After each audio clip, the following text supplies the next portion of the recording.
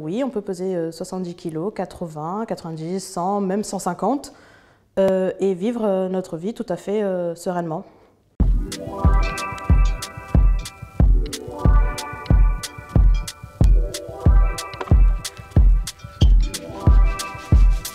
C'est parti d'un tweet en fait. Un garçon disait en gros comment est-ce que vous pouvez être sereine, les femmes, en pesant plus de 70 kg.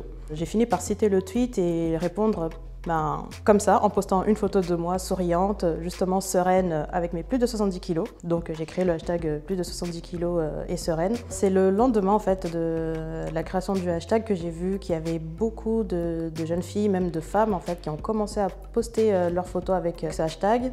Ce que je voulais, c'était donner de la visibilité aux personnes grosses, justement, celles qu'à chaque fois on dit qu'elles ne sont pas désirables, qu'elles ne sont pas belles, qu'elles sont tout le temps malades, qu'elles ne se bougent pas, à qui on propose de faire des régimes ou de la chirurgie ou de manger moins. Enfin, les jeunes femmes, en fait, surtout celles qui sont grosses et qu'on pointe du doigt à chaque fois, commencent à en avoir marre des diktats, des normes de beauté et elles ont envie de se montrer visibles, de montrer qu'elles existent, qu'elles vivent sans se flageller. J'ai un petit peu de chance parce que je ne suis pas je suis une petite grosse en fait, comme je dis, c'est que je fais une taille 48.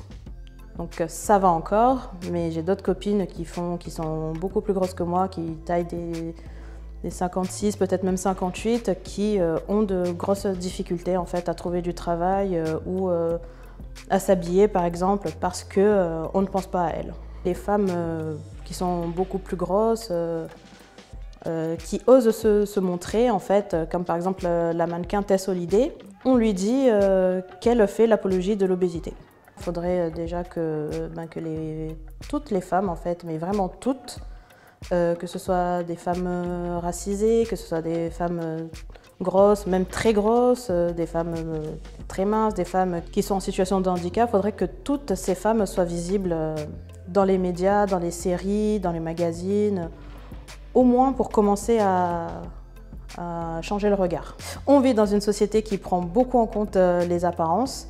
Et ce n'est pas grave, je suis aussi passée par là et ça a été un très long travail pour m'apprécier de nouveau, pour me déconstruire par rapport à cette grossophobie, ne plus avoir de réflexe grossophobe vis-à-vis de moi ou vis-à-vis des autres.